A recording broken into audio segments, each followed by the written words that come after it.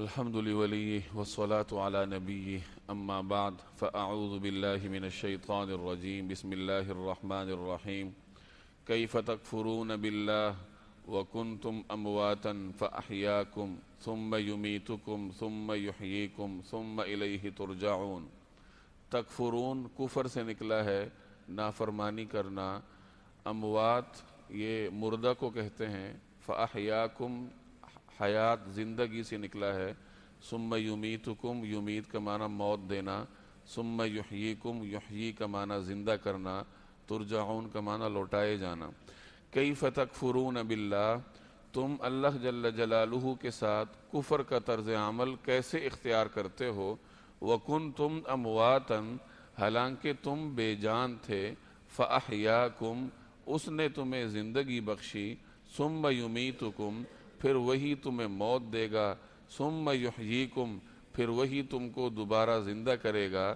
ثُمَّ إِلَيْهِ تُرْجَعُونَ، پھر تم اسی کے پاس لوٹ کر جاؤ گے۔ گزشتہ آیات میں اللہ جل جلالہ نے توحید کا اس بات فرمایا، نبی کریم صلی اللہ علیہ وسلم کی رسالت کا ذکر فرمایا، توحید اور رسالت پر دلائل قائم فرمائے، اور اس کے بعد منکرین اور منافقین کے کچھ اعتراضات کا ذکر فرما کر اس کے جوابات دیے۔ اب ان تمام امور کے بعد اللہ جل جلالہ یہاں ان دو آیات میں اپنے احسانات کا تذکرہ فرماتے ہیں۔ گویا کہ عالم انسانیت کو ایک پیغام ہے کہ اگر توحید کو تم دلائل کی مدد سے نہیں مانتے تو پھر کم از کم میری نعمتوں پر غور کر لو، اور نعمتوں پر غور کر کے ایک باعزت انسان کی طرح، ایک باضمیر انسان کی طرح اس بات پر غور کرو کہ جس ذات نے تمہارے اوپر اتنی نعمتیں کی ہیں، تمہیں زندگی دی، تم کچھ نہیں تھے، اس نے تمہیں پیدا کیا، اور پھر ایک مقررہ وقت پر تمہیں اٹھائے گا اور پھر تمہیں دوبارہ پیدا کرے گا، تو جس ذات نے اتنی نعمتیں کی ہیں کہ اس کی نعمتیں خود تمہاری ذات کے اندر موجود ہیں، کیا اس کی ناشکری کا کوئی گنجائش ہے؟ اس کی ناشکری کی اسی کا ذکر اس آیت میں ہے۔ کیف تکفرون باللہ، کہ تم اللہ تعالیٰ کے ساتھ کفر کا، ناشکری کا طرز عمل آخر کیسے اختیار کرتے ہو؟ وَكُنْتُمْ أَمْوَاتًا، حالانکہ تم بے جان تھے، مختلف ذرات کی شکل میں تمہارا وجود پھیلا ہوا تھا۔ اللہ جل جلالہ نے ان تمام ذرات کو اکٹھا کر کے تمہیں ایک انسان کی صورت عطا کی۔ فَأَحْيَاكُمْ، تمہیں زندہ کیا۔ ثُمَّ يُمِيتُكُمْ، پھر وہ تمہیں موت دے گا۔ ثُمَّ يُحْيِيكُمْ، پھر وہ تمہیں دوبارہ زندہ کرے گا۔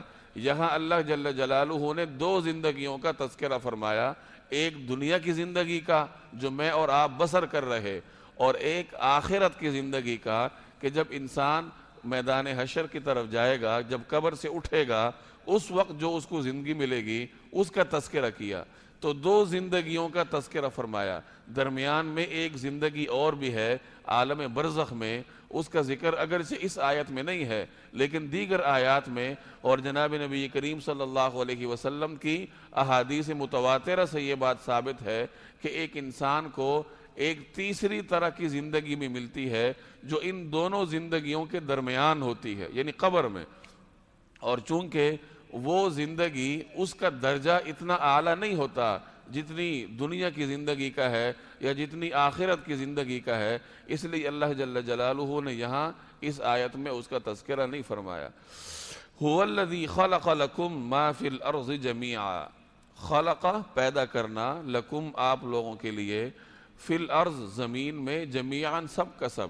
هُوَ الَّذِي خَلَقَ لَكُم مَّا فِي الْأَرْضِ جَمِيعًا، وہی ہے جس نے زمین میں جو کچھ ہے وہ تمہارے لیے پیدا کیا۔ ثُمَّ اسْتَوَىٰ إِلَى السَّمَاءِ، اور پھر وہ آسمان کی طرف متوجہ ہوا۔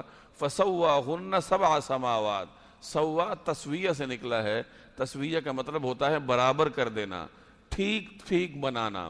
سبع سماوات، سبع سات کو کہتے ہیں، سماوات سما کی جمع ہے آسمان۔ فَسَوَّاهُنَّ سَبْعَ سَمَاوَاتٍ، اور چنانچہ ان کو 7 آسمانوں کی شکل میں ٹھیک ٹھیک بنایا۔ وَهُوَ بِكُلِّ شَيْءٍ عَلِيمٌ، اور وہ ہر چیز کا پورا علم رکھنے والا ہے۔ یہاں بھی اللہ جل جلالہ کے انعامات کا ذکر ہے۔ دونوں آیات میں فرق یہ ہے کہ پہلی آیت میں اللہ تعالیٰ نے ان انعامات کا ذکر کیا ہے جو انسان کے اپنے وجود میں ہے، کہ تم کچھ نہیں تھے اور اللہ تعالیٰ نے تمہیں پیدا کیا۔ اس آیت میں ان انعامات کا ذکر ہے جو خارج میں موجود ہیں، یعنی جو انسانی ضروریات سے متعلق ہیں، اور اللہ تعالیٰ نے ایسا بندوبست فرمایا انسان کے لیے کہ انسان اس دنیا میں زندگی آسانی کے ساتھ گزار سکے۔ جیسے قرآن کریم کی ایک اور آیت ہے ثم السبیل یسرا، کہ اللہ تعالیٰ نے تمہارے لیے راستہ آسان بنایا۔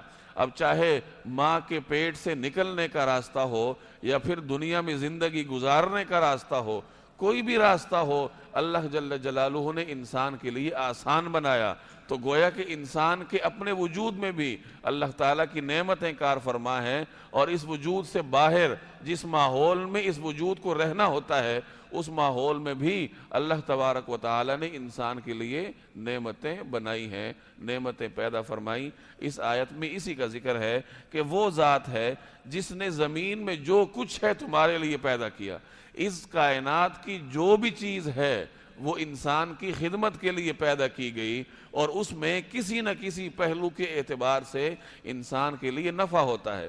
چنانچہ ایک روایت میں آتا ہے کہ جو کچھ ہے دنیا میں وہ تمہارے لیے پیدا کیا گیا، وَأَنْتُمْ خُلِقْتُمْ لِلْآخِرَةِ، اور تم لوگوں کو اللہ جل جلالہ نے آخرت کے لیے پیدا کیا۔ تو گویا کہ دنیا کی یہ چیزیں آپ کی خدمت کے لیے ہیں، یہ دولت ہے، یہ روپے پیسہ ہے، یہ دنیا کا ساز و سامان ہے، یہ آپ کا خادم ہے، اور انسان کو مخدوم ہونے کی حیثیت سے یہ زیب نہیں دیتا کہ وہ روپے پیسہ کی غلامی کرے یا دنیا کی چیزوں کے پیچھے پڑے۔ ان چیزوں کو تو اللہ نے پیدا ہی میرے اور آپ کی خدمت کے لیے کیا ہے، البتہ انسان کو آخرت کے لیے پیدا کیا گیا۔ انسان کو اشرف المخلوقات ہونے کی حیثیت سے یہ زیب دیتا ہے کہ وہ آخرت کی فکر کرے، یعنی وہ ایک ایسی چیز کی فکر کرے اور ایسی چیز کے پیچھے بھاگے جو اس کے لیول کی ہو، اور وہ ہے آخرت۔ ثم استوى الى السماء، دنیا کی چیزوں کو پیدا کرنے کے بعد وہ پھر آسمان کی طرف متوجہ ہوا، فسواہن سبع سماوات، اور انہیں 7 آسمانوں کی شکل دی۔ اس آیت سے یہ معلوم ہوتا ہے کہ اللہ تبارک و تعالی نے پہلے زمین کو پیدا فرمایا، اور زمین کو پیدا فرمانے کے بعد پھر آسمانوں کی طرف متوجہ ہوا اور انہیں 7 آسمانوں کی شکل دی۔ وَهُوَ بِكُلِّ شَيْءٍ عَلِيمٌ، اور وہ ہر چیز کا علم رکھنے والا ہے۔ وَإِذْ قَالَ رَبُّكَ لِلْمَلَائِكَةِ، اور جب آپ کے رب نے فرشتوں سے کہا اِنِّي جَاعِلٌ فِي الْأَرْضِ خلیفہ، جاعل کا مطلب ہوتا ہے بنانا، کہ میں زمین میں ایک خلیفہ بنانے والا ہوں۔ قالوا، فرشتوں نے کہا أَتَجْعَلُ فِيهَا، کیا آپ اس میں بنائیں گے یا آپ اس میں پیدا کریں گے، من، ایسی مخلوق کو، یفسد فیہا، جو اس میں فساد مچائے گی، ویسفک الدماء، دماء دم کی جمع ہے، خون کو کہتے ہیں، اور خون بہائے گی، ونحن نسبح بحمدک، حالانکہ ہم آپ کی تسبیح، ونقدس لک، حالانکہ ہم آپ کی تسبیح اور حمد و تقدیس میں لگے ہوئے ہیں۔ قال، اللہ نے فرمایا انی اعلم، میں وہ باتیں جانتا ہوں، ما لا تعلمون، جو تم نہیں جانتے۔ ان آیات میں اللہ جل جلالہ نے حضرت آدم علیہ السلام کی پیدائش کا ذکر فرمایا۔ پچھلی 2 آیات سے انسان پر اپنے انعامات کا ذکر فرمایا۔ انعامات کا تذکرہ ان آیات میں بھی موجود ہے۔ انسان کو اللہ تعالیٰ نے جو ایک شکل دی ہے، اس کو اشرف المخلوقات بنایا اور زمین میں اپنا نائب اور خلیفہ بنایا، یہ بھی اللہ جل جلالہ کی ایک نعمت ہے جو کہ تمام تر مخلوقات میں سے صرف اور صرف انسان پر کی ہے۔ انسان کی پیدائش کیسے فرمائی، اس کا ذکر اس آیت میں ہے کہ جب اللہ تعالیٰ نے حضرت آدم علیہ السلام کو پیدا فرمانے کا ارادہ فرمایا تو ان کو پیدا کرنے سے پہلے فرشتوں کی مجلس میں اس بات کو زیر بحث بنایا کہ میں ایک مخلوق بنانے والا ہوں جو اس طریقے سے ہوگی اور وہ زمین پر میری نیابت کے فرائض سر انجام دے گی۔ اب اس سے پہلے فرشتوں کو یا فرشتوں کا یہ گمان تھا کہ ہم سے بہتر مخلوق اس کائنات میں اللہ پیدا نہیں فرمائیں گے، کیونکہ ہم اس کی تسبیح بیان کرتے ہیں، ہم اس کی پاکی بیان کرتے ہیں، اور ہم نے کبھی اس کی نافرمانی نہیں کی۔ تو چونکہ فرشتوں کا یہ ایک گمان تھا، اس لیے انہوں نے اللہ جل جلالہ کے سامنے اپنی اس رائے کا اظہار کیا کہ یا رب العالمین، جب ہم آپ کی تسبیح بیان کرتے ہیں، ہم آپ کی تقدیس بیان کرتے ہیں، تو پھر آپ ایک نئی مخلوق کیوں پیدا کرنے والے ہیں؟ حالانکہ آپ ہی کی بقول وہ مخلوق تو دنیا میں خون بہائے گی۔